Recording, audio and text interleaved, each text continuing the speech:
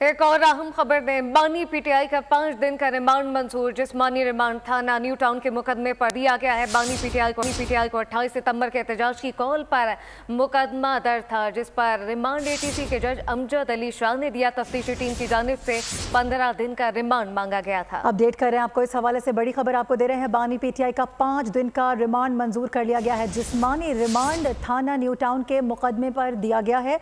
अपने नुमाइंदे से बात करेंगे, इसरार खान हमें ज्वाइन कर रहे हैं। इसरार खान, आगाह कीजिएगा, क्या डिटेल्स हैं इसकी?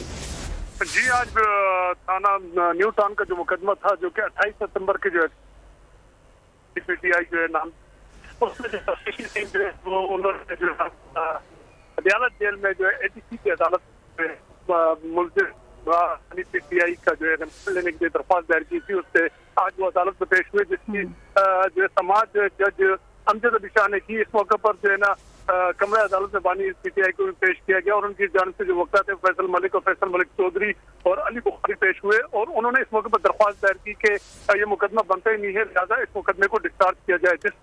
जबकि पब्लिक प्रोसिक्यूशन की जानिब से जो है ना ये कहा गया कि क्योंकि एहतजाज की कॉल बानी पीटीआई ने दी थी, तो वो कॉल ना देते तो ना ही लोग जमा होते और ना ही किसी किस्म का जलाओ घेराव होता, जिसकी वजह से जो है ना ये मुकदमा बनता है। और चूंकि ऑलरेडी दफा 144 ना जिसकी वजह जिस पर अमल ना किया गया, अगर ज्यादा ही मसला था, अगर इसके वकला सफाई को मसला है तो दफा 144 को वो चैलेंज करते।